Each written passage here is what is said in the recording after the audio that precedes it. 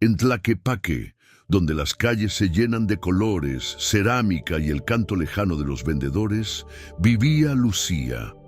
Era una mujer morena, de manos ásperas por amasar masa todas las madrugadas y ojos profundos que guardaban más historias de las que ella misma podía contar. Cada día comenzaba igual. El aroma del café de olla con canela llenando la cocina, el maíz calentándose en el comal y el murmullo suave de sus hijos todavía medio dormidos. Había algo sagrado en esos momentos, parecían pequeños milagros cotidianos. Lucía vendía tamales en la plaza principal, justo al lado de la fuente donde los niños jugaban con sandalias mojadas y risas desbordadas. Sus tamales eran conocidos no solo por el sabor, sino porque ella los entregaba con una sonrisa que hacía la vida parecer menos pesada. Su marido, Mateo, trabajaba en una pequeña mecánica cerca del mercado. Llegaba cada tarde con la piel cansada, pero los ojos brillando cuando veía a su familia. Él la tomaba por la cintura y decía, casi susurrando, como si temiera que el viento se lo llevara: «Ya verás, amor, pronto tendremos nuestra propia casita». Ese sueño era su motor. No pedían lujos. Querían una casita sencilla, con una puerta pintada de azul y un pequeño jardín lleno de bugambilias, una ventana grande por donde entrara el sol de la tarde y calentara el piso mientras los niños jugaban. Lucía podía ver esa imagen tan claramente que casi podía tocarla. Sin embargo, había algo que ensombrecía esa felicidad. Don Rogelio, el padre de Mateo, un hombre de rostro duro, cejas siempre fruncidas y voz cortante, dueño de una tienda en el centro, respetado no por cariño, sino por miedo. Era de esos hombres que creen que la vida debe sentirse, aunque duela, y que el amor es una debilidad. Para él, Lucía nunca fue suficiente. Demasiado simple, demasiado poca cosa. No de nuestra clase, decía sin necesidad de palabras. Bastaba con la forma en que la miraba. Cada vez que don Rogelio entraba en la casa, el aire cambiaba. Emilia se escondía detrás de la falda de Lucía y Tomás dejaba de jugar. Mateo tensaba la mandíbula. Lucía bajaba la mirada. Era como si la sombra de ese hombre pudiera borrar el calor del hogar. Aún así, Mateo defendía a su familia con silencios más duros que los gritos. Sabía que enfrentarse a su padre era como enfrentarse a una pared vieja y gruesa. Uno podía golpearse el alma intentando moverla. Pero Lucía, con toda su suavidad, nunca se rendía. Ella creía que el amor podía suavizar incluso las piedras más frías. Nunca respondía con rabia, nunca devolvía desprecio. Guardaba su dignidad como quien guarda algo precioso dentro del pecho. No lo hacía por orgullo. Lo hacía por sus hijos. Y sin embargo, había señales, pequeños avisos que la vida coloca cuando algo está por cambiar. Mateo llegaba algunos días con los ojos apagados, como si cargara un peso que no sabía cómo soltar. Guardaba papeles en un cajón que nunca antes había usado. Se quedaba pensando frente a la ventana, sin decir una palabra. Cuando Lucía preguntaba, él simplemente la abrazaba fuerte. «Todo va a estar bien. Confía en mí». Pero a veces, cuando el corazón ama, prefiere no ver. Y hay silencios que gritan más fuerte que cualquier voz. Una tarde, mientras Lucía servía tamales a una pareja visitante, Emilia jaló su falda y preguntó en voz bajita: «Mamá, ¿y si un día ya no tenemos casa?». Lucía rió, como quien cree que el destino jamás sería cruel. Acarició el cabello de su filla y respondió: «Mi cielo, mientras estemos juntos, siempre tendremos hogar». Ella no sabía que la vida estaba a punto de poner a prueba cada una de esas palabras. El calor de aquella tarde caía pesado sobre Tlaquepaque, como si el sol quisiera derretir el aire. Lucía estaba terminando de lavar las últimas hojas de maíz, mientras Emilia y Tomás jugaban en el patio, dibujando figuras torcidas con pedacitos de carbón en el suelo. El aroma constante de la cocina se mezclaba con el murmullo lejano de los vendedores ambulantes y el sonido del tráfico sobre la carretera. Todo parecía como cualquier otro día, uno de esos que nadie imagina recordar. Lucía se movía con esa delicadeza automática de quienes han repetido los mismos gestos durante años, sin pensar, sin cuestionar, creyendo que el mañana siempre llega igual. Entonces sonó el teléfono. No era un timbre alegre, era un sonido cortante, breve, insistente. Lucía se secó las manos en el delantal y buscó el aparato, sin imaginar que ese gesto tan simple tendría el peso de una vida entera.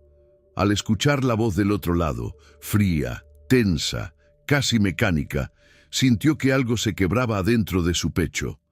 No entendió todo, las palabras llegaron como ecos borrosos, pero una frase se clavó con la fuerza de una herida abierta. Mateo había sufrido un accidente en la carretera que llevaba a Tonalá. Un camión, un resbalón, un instante sin regreso. La taco, información cayó como una piedra, lanzada desde muy alto, y el mundo dejó de moverse. El cuerpo de Lucía reaccionó antes que su mente. Las manos comenzaron a temblar, las piernas perdieron fuerza, la respiración se volvió corta y entrecortada, como si el aire se hubiera vuelto demasiado grueso. Intentó sostener la mesa, pero el peso de la noticia era mayor que el de su propio cuerpo.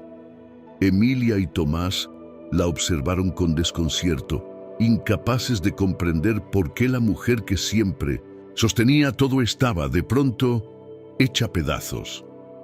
El silencio que llenó la casa fue tan profundo que hasta los pájaros parecían haber dejado de cantar. En el pueblo, la noticia se extendió como el aroma del pan recién horneado, pero sin la calidez, sin la dulzura. Llegó primero a la iglesia, después al mercado, luego a cada esquina. Las miradas empezaron a cambiar, los murmullos se volvieron largos y el aire adquirió esa densidad que solo aparece cuando la tragedia toca a alguien conocido.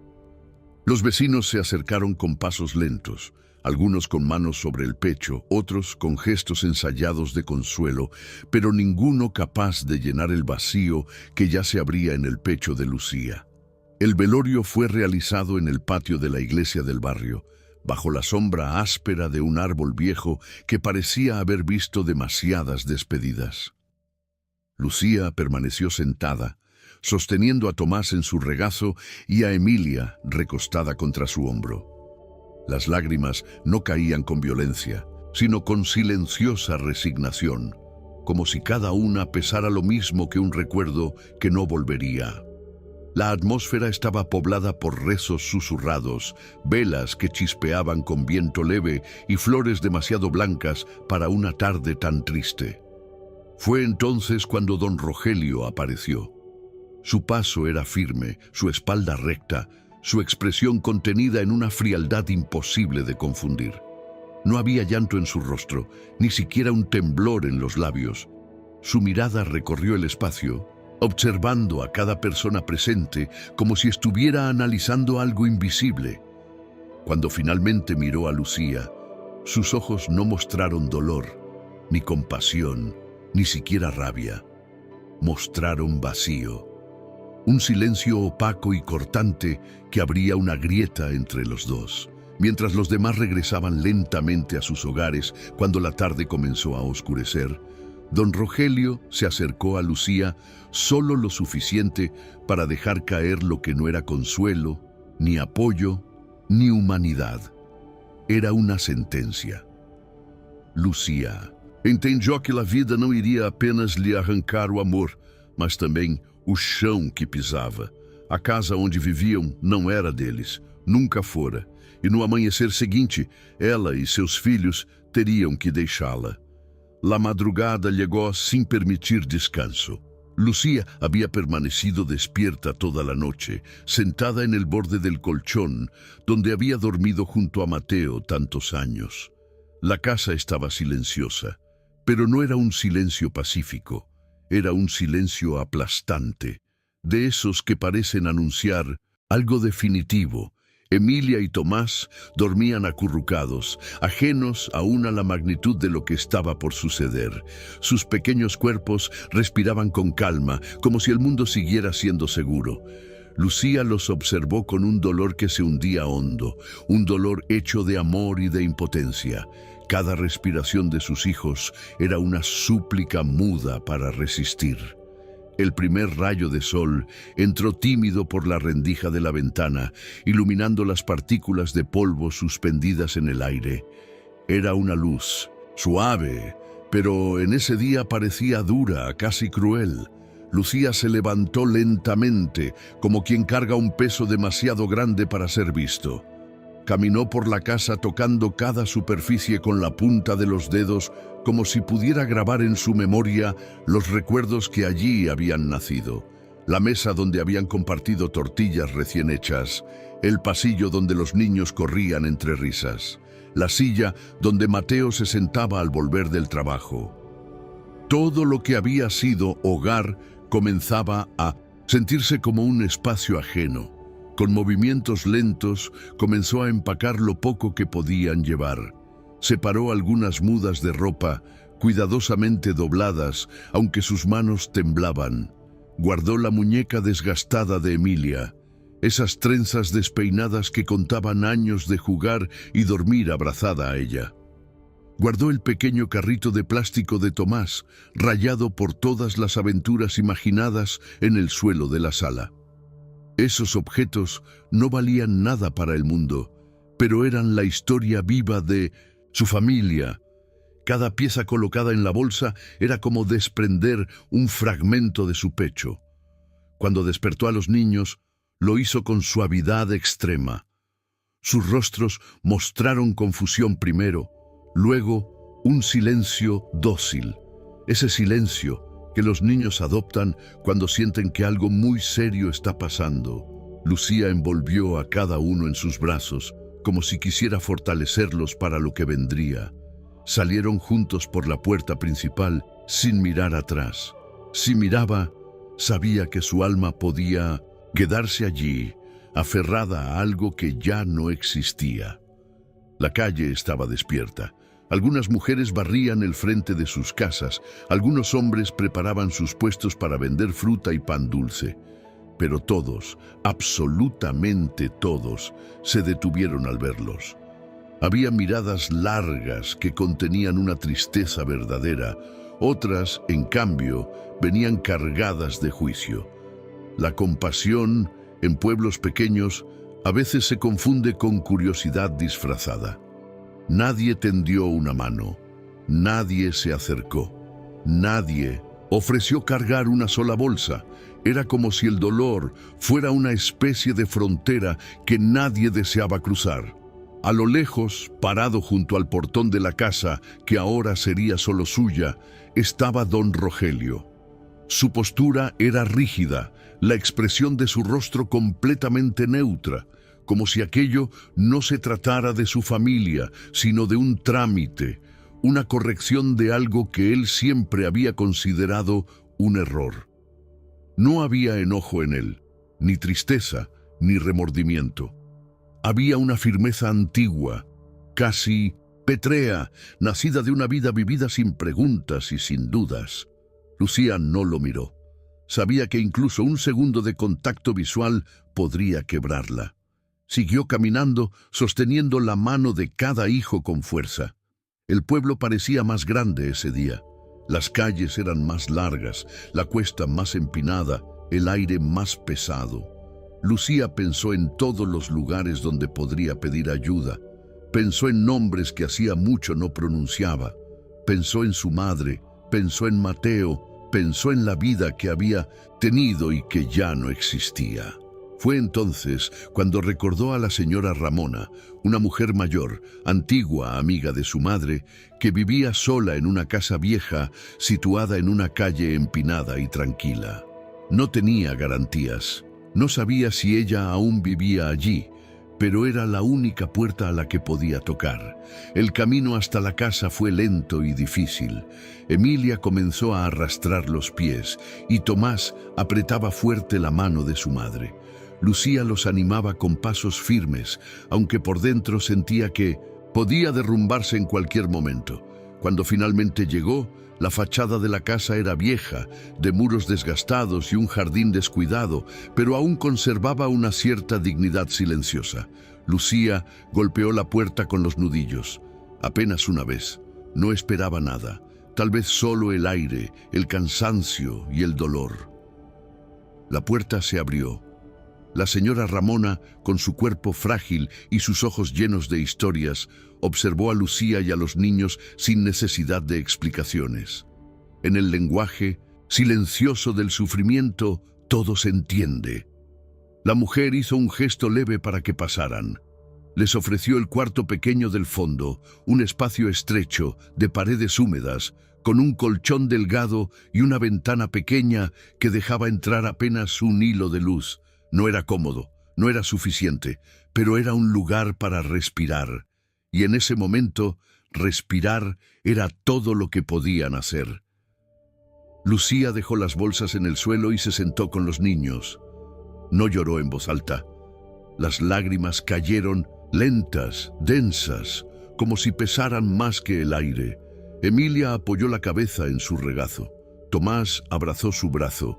Y allí, en aquel cuarto humilde, donde la vida y la tristeza convivían sin pedir permiso, Lucía entendió algo profundo y real. A veces, la vida arranca todo sin avisar, pero mientras exista un lugar donde sostener a los que se ama, todavía existe esperanza, aunque sea pequeña, aunque sea tenue, aunque apenas se vea. Los días en la casa de la señora Ramona comenzaron a mezclarse unos con otros, como si el tiempo se hubiera vuelto espeso y lento. El cuarto donde Lucía y sus hijos dormían era pequeño, con paredes húmedas que despedían un olor a tierra vieja y un colchón que apenas sostenía el peso de 3 cuerpos cansados. Sin embargo, aquel espacio representaba un respiro, una pausa en medio de una tormenta que todavía no había terminado. Lucía despertaba antes de que la luz tocara el patio, con los ojos hinchados por el cansancio e o coração apertado, mas com a determinação de quem sabe que a vida, quando não dá escolha, exige força. Lucía tentava retomar sua rotina, porque a rotina dava sentido à dor. Acordava, prendia o cabelo de qualquer maneira e se dirigia à la pequena cocina da senhora Ramona para preparar la masa de los tamales. Sus mãos se movían quase por instinto, amassando, temperando, mexendo, ainda que o corpo protestase. La señora Ramona, silenciosa, observaba desde la porta, entendiendo que a veces la mejor ayuda era apenas no interferir. A cozinha se enchia de vapores, de aromas cálidos, mas também de uma tristeza que parecia impregnar as paredes. Volver a la plaza no fue fácil. La primera vez que Lucía montó nuevamente su pequeña mesa, sentiu o peso de centenas de olhos sobre ella. No eran realmente tantos, pero la mirada del pueblo siempre amplifica todo. Algunos se acercaron con semblantes de compasión que más parecían lástima. Otros fingieron no verla. Algunos cuchichearon con disimulo pobre, comentando la rapidez con que la vida había cambiado de rumbo para ella. Lucía mantuvo la cabeza baja, concentrándose en el movimiento de sus manos, como si la repetición pudiera impedir que su corazón se rompiera un poco más. Emilia y Tomás se quedaban sentados junto a ella, más quietos que antes, más maduros de lo que un niño debería ser. La pérdida los había tocado de una forma silenciosa, profunda, que no necesitaba lágrimas para hacerse evidente. Emilia sostenía la falda de su Madre cada vez que oía un comentario más alto de lo normal. Tomás observaba a Ochão como si buscara algo que había desaparecido. Lucía sentía que carregaba o peso deles também, e isso fazia cada paso ser más lento, cada respiración más pesada. El trabajo en la plaza no rendía como antes, la gente compraba menos, tal vez por el simple hecho de que la tristeza asusta. A tristeza é un lembrete de que tudo pode mudar en segundos e muitos preferem olhar para outro lado. Lucía voltava todos os dias para aquele quartinho com menos dinheiro do que seria necessário. E enquanto as crianças dormiam, contava as moedas com movimentos lentos, calculando o impossível. O alimento tinha que durar, as necessidades tinham que ser contidas, e o futuro tinha que ser empurrado para uma manhã distante. Foi nesses dias que Elias começou a hacerse presente. Ele chegava sempre temprano à plaza, com o uniforme de bombeiro ainda marcado pela fuligem do trabalho, e comprava tamales de Lucía todos os dias, mesmo quando não parecia ter hambre. Ele não dizia nada que exigiera resposta, nem fazia perguntas que despertaram heridas. Apenas estava.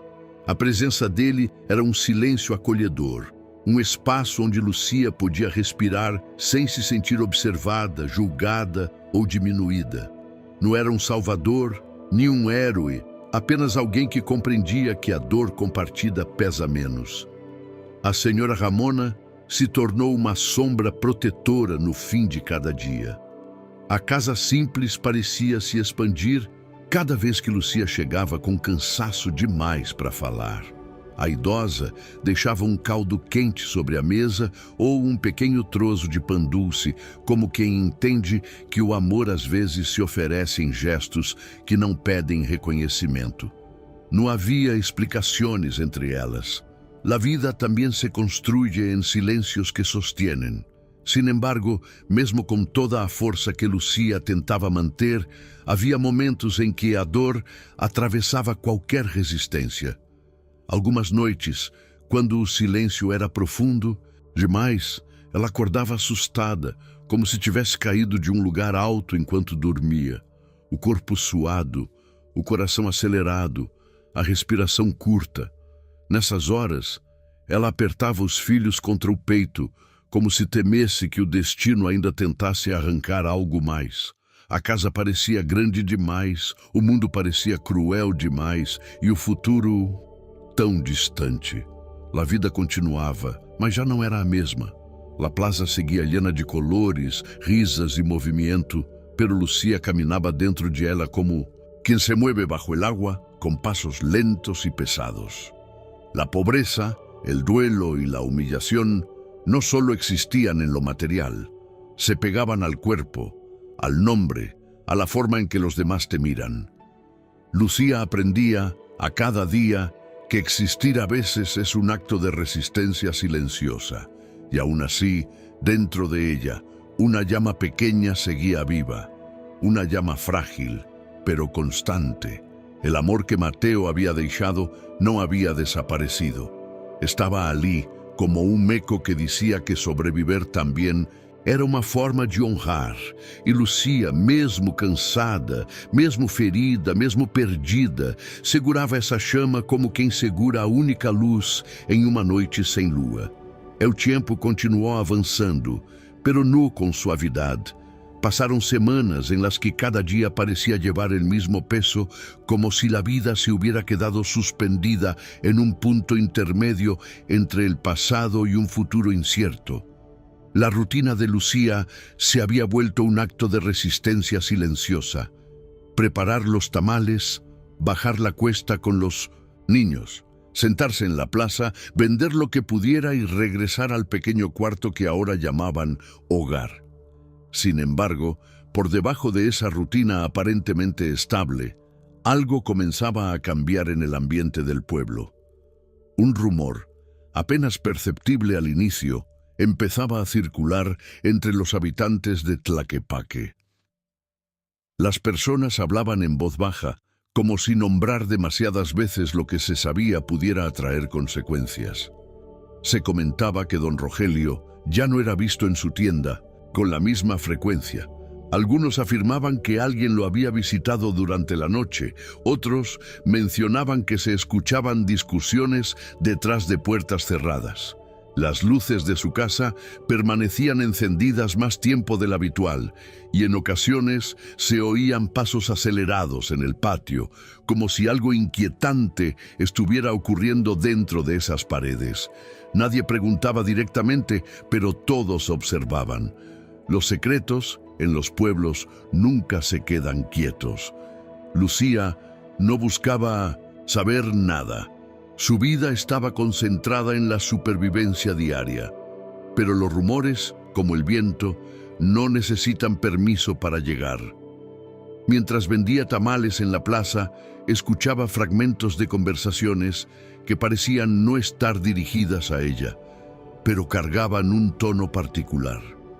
Se decía que don Rogelio estaba teniendo problemas con cierta gente de poder, que había negocios que no eran tan limpios como todos pensaban, que alguien había descubierto algo que no debía, que la muerte de Mateo había coincidido con demasiados movimientos extraños en la contabilidad de la tienda y en las visitas inesperadas que Rogelio recibía a deshoras. Lucía escuchaba, pero no permitía que las palabras tomaran forma dentro de su mente. Su dolor aún estaba demasiado fresco. Pensar en Mateo más allá de la ausencia era como remover una herida que apenas comenzaba a cubrirse con una capa fina de piel. Sin embargo, había algo dentro de ella que percibía una sombra mayor detrás de lo que había sucedido. No era una sospecha concreta, sino una inquietud silenciosa, como una tormenta que se oculta detrás de un cielo aparentemente despejado. Cada vez que recordaba los últimos días de Mateo, había una imagen que se repetía: su mirada distraída, su silencio cargado, la manera en que evitaba hablar de su padre. En la plaza, Elías comenzaba a notar esa tensión invisible. Él veía cómo las miradas hacia Lucía habían cambiado.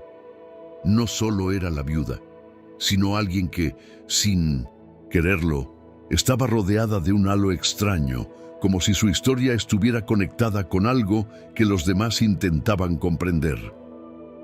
Elías se sentaba junto a la fuente después de comprar su tamal diario, observando a Lucía con una calma respetuosa. No pretendía consolarla ni tranquilizarla, solo acompañaba. Su presencia, aunque silenciosa, significaba más apoyo del que cualquier palabra podría ofrecer. Mientras tanto, en la casa de don Rogelio, las cosas comenzaban a desmoronarse. La tienda ya no tenía la concurrencia de antes. Sus proveedores habían empezado a retrasar entregas. Algunos clientes comentaban que Rogelio había sido visto discutiendo en voz alta con hombres que no eran del pueblo. Había tensión en su mirada, ese tipo de tensión que pertenece a quien está perdiendo lo que siempre creyó tener bajo control.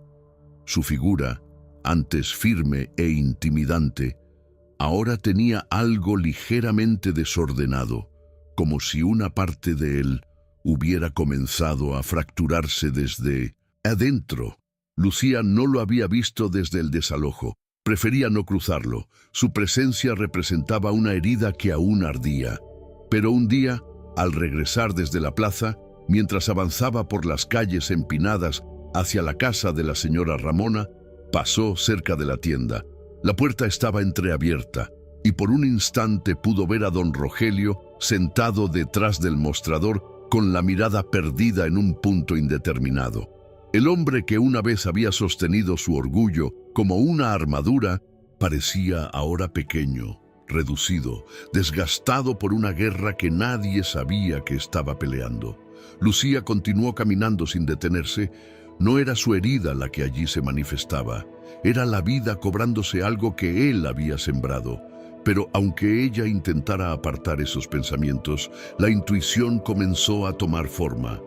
No era casual que la caída de su familia hubiera coincidido con el inicio de la ruina de don Rogelio. Había algo más, algo que ella aún no podía nombrar, algo que no conocía, pero que ya comenzaba a sentirse cercano, como un secreto enterrado que lentamente empieza a buscar salida. Lucía no sabía aún que su vida, que parecía haberse quedado suspendida en la tristeza, estaba a punto de entrelazarse con esa verdad oculta, no por elección, sino por destino.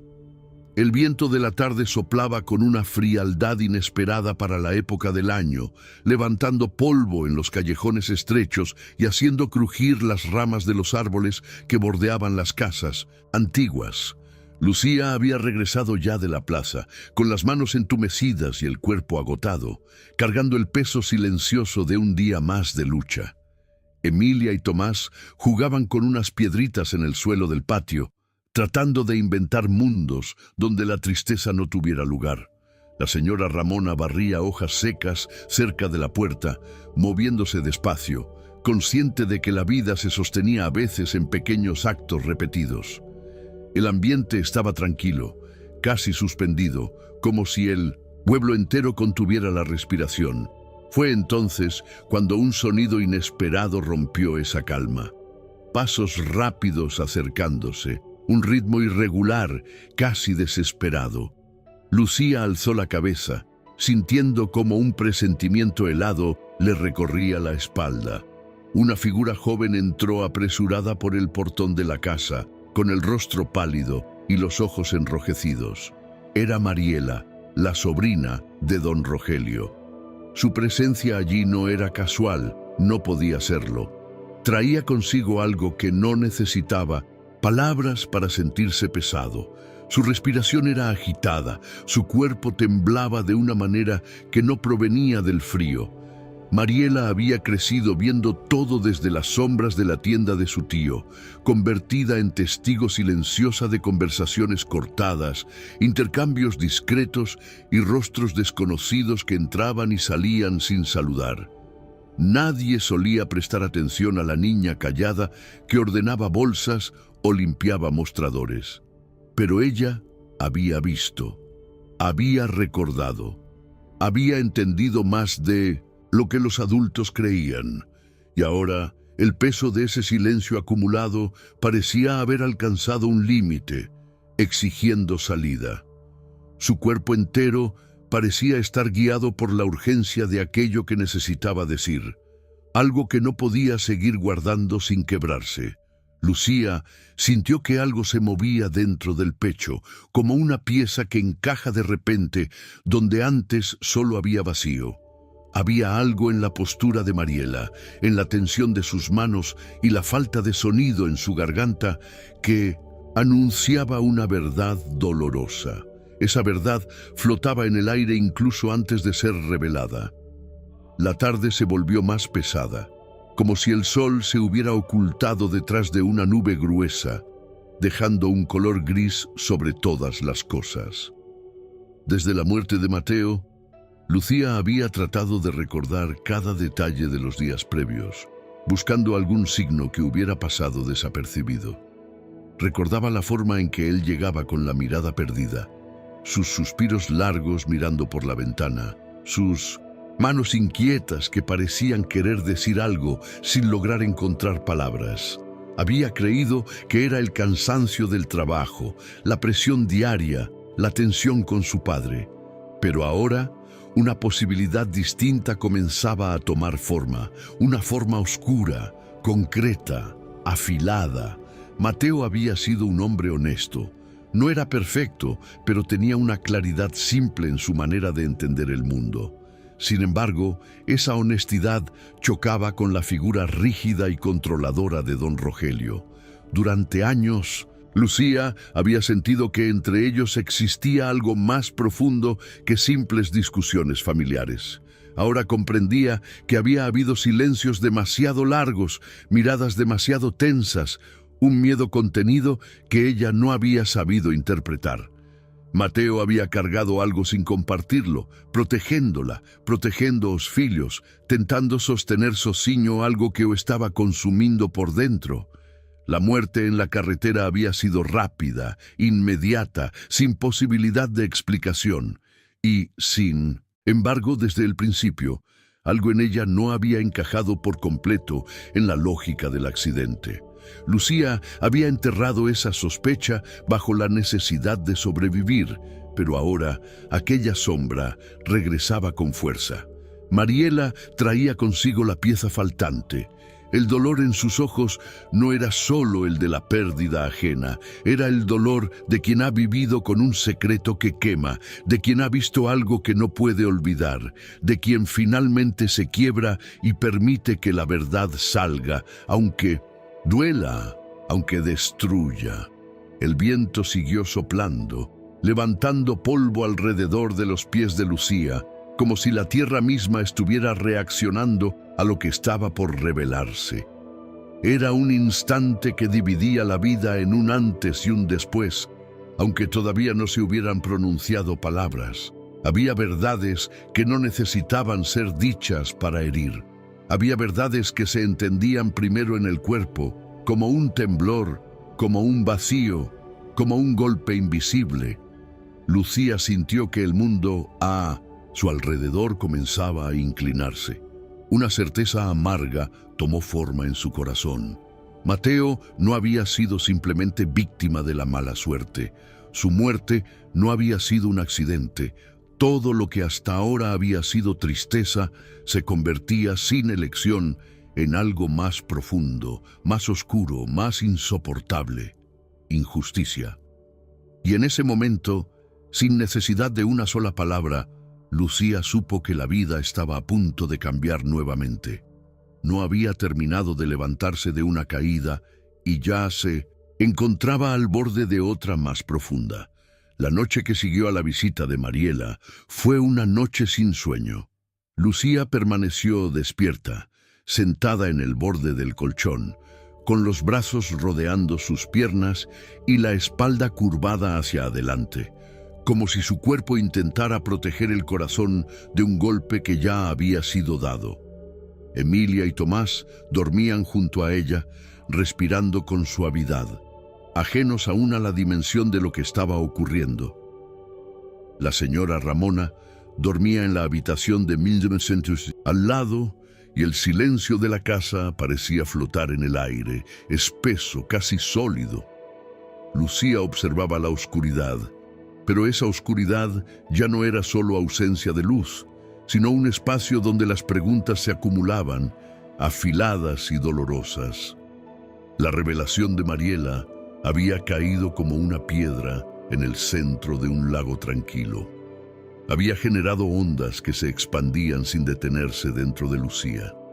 Ahora entendía el cansancio en los ojos de Mateo, la rigidez que había tenido en sus últimos días, la sensación constante de que algo le oprimía el pecho.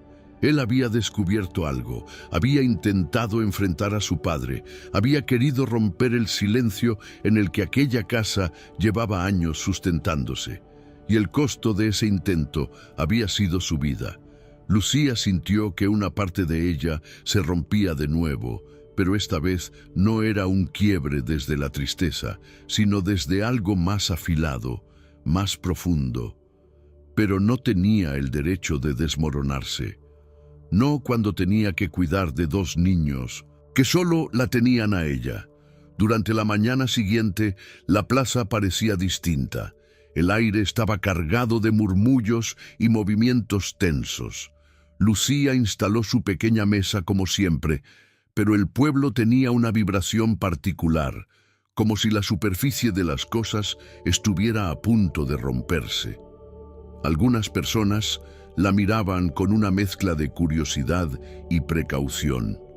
Otros se acercaban, pero no por compasión, sino por la necesidad de confirmar historias que aún no se habían dicho en voz alta. Lucía mantenía la cabeza baja, no buscaba respuestas en nadie, no buscaba consuelo. Su interior estaba en un punto tan frágil que la más mínima palabra podía convertirse en un golpe. Elías apareció, como cada día, pero esa vez su presencia parecía más silenciosa que nunca. Se sentó cerca de ella, sin acercarse demasiado, sin intentar tocar el núcleo del dolor. Su sola existencia a su lado era un acto de respeto. Sabía que había cosas que no podían nombrarse, que había momentos que solo se sostenían acompañándolos en silencio. Lucía sintió el peso compartido por un instante, como si el mundo hubiera sido sostenido por dos pies en lugar de uno. Eso le permitió respirar. Mientras tanto, la situación en la casa de don Rogelio comenzó a hacerse visible para todos. Hombres desconocidos entraban y salían, algunos con expresiones herméticas, otros con gestos irritados. La tienda había dejado de funcionar con normalidad. Las puertas permanecían cerradas la mayor parte del día, y las noches estaban marcadas por voces elevadas y discusiones tensas que se filtraban por las ventanas. La fachada del hombre firme y respetado comenzaba a desmoronarse. La estructura que lo había sostenido durante años estaba cediendo. Pasaron algunos días y, una mañana, el pueblo entero despertó con un rumor que ya no era rumor. La policía había llegado al amanecer. No era una patrulla sencilla, sino varias. La calle principal estaba rodeada de vehículos oficiales. Los uniformados caminaban en formación, y el sonido de sus botas se escuchaba como una sentencia inevitable. El pueblo observaba detrás de puertas entreabiertas, cortinas levantadas apenas con dos dedos. Nadie quería perderse el instante en el que alguien tan intocable, tan duro, tan imponente, fuera reducido por la ley. Don Rogelio fue sacado esposado, con el rostro serio, pero el semblante vencido. Sus ojos ya no cargaban esa rigidez inamovible. Había en ellos un cansancio profundo, como si hubiera estado luchando contra algo de lo que ya no podía defenderse. No hubo espectáculo, no hubo gritos. Fue una caída silenciosa, pero poderosa. El pueblo entero entendió que lo que había estado oculto durante años ahora había salido a la luz. Corrupción, lavado de dinero, deudas con personas peligrosas, acuerdos sucios que se habían mantenido bajo amenaza y miedo. Todo se derrumbaba. Lucía observó desde la distancia. No sintió alivio ni satisfacción, solo una especie de vacío que la atravesaba. Había esperado tanto tiempo por respuestas, pero ahora que la verdad comenzaba a asomarse, lo único que podía sentir era un cansancio profundo, como si todo el dolor del mundo hubiera pasado por su cuerpo sin pedir permiso. La caída de don Rogelio no traía de vuelta a Mateo. No borraba las noches de angustia, ni los días de incertidumbre, ni la ausencia en la mesa y en la cama. Pero algo sí había cambiado. Algo había dejado de oprimir el aire. Algo se había movido dentro de ella. Lucía había sobrevivido a la pérdida y ahora comenzaba a sobrevivir a la verdad. Los días que siguieron a la detención de don Rogelio se extendieron con una calma extraña, casi antinatural, como si el pueblo hubiera perdido el aire de golpe. Las conversaciones en la plaza se hacían en voz baja y las miradas se deslizaban como sombras. La tienda que durante tantos años había sido símbolo de respeto y autoridad permanecía cerrada, con las ventanas cubiertas y el polvo acumulándose en el marco de la puerta. La caída de un hombre como él no pasaba desapercibida. Era como si una parte del pueblo mismo se hubiera quebrado. Lucía continuaba con su rutina, aunque ahora el peso que cargaba se sentía distinto. La tristeza seguía allí, pero había perdido esa cualidad asfixiante que la acompañaba desde la muerte de Mateo. Era una tristeza más silenciosa, más agotada. La vida había tomado una forma que ella nunca había pedido, pero que ahora habitaba. Emilia y Tomás seguían a su lado, más atentos, más serios, más grandes de lo que deberían ser. Y la señora Ramona seguía ofreciendo su hogar sin condiciones, sosteniendo la vida diaria con pequeños gestos que no necesitaban explicación. Sin embargo, Algo inesperado llegó una mañana, cuando Lucía regresaba de la plaza con la olla vacía y las manos desgastadas. Un hombre vestido con ropa formal, expresión neutra y una cartera bajo el brazo, la estaba esperando frente a la casa. No era policía, ni periodista, ni parte del pueblo. Era un notario. Su presencia no estaba acompañada por ruido, pero sí por un peso claro. Venía en nombre de Mateo. La noticia cayó sobre Lucía con una mezcla de sorpresa, temor y desconfianza. El notario explicó que durante la investigación en la casa de don Rogelio se había encontrado un documento que nunca había sido registrado oficialmente. Un testamento.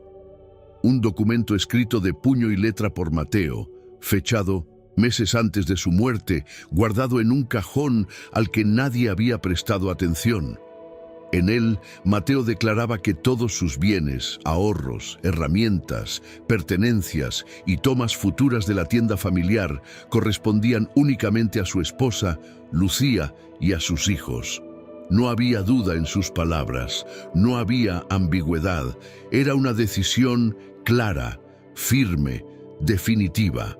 Una decisión que don Rogelio había ocultado deliberadamente. Lucía escuchó la explicación con un silencio profundo. No era la sorpresa lo que ocupaba su corazón, sino un dolor antiguo. Mateo había confiado en ella hasta el final. Había querido asegurarse de que estuvieran protegidos, incluso si él ya no podía hacerlo. Había escrito ese testamento con plena conciencia de la sombra que su padre podía representar.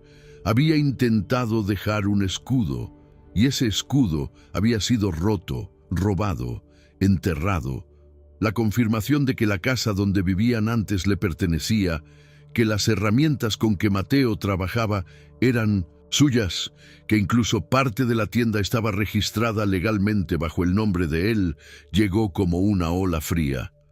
No era la posesión material lo que importaba, era el valor detrás de aquello. Mateo no había muerto sin luchar, no había partido indiferente. Había visto, había comprendido, había temido, y aún así había amado lo suficiente para protegerlos con lo único que podía ofrecer: sus decisiones. El pueblo tardó poco en enterarse. Las miradas cambiaron de dirección, y los susurros tomaron otra forma.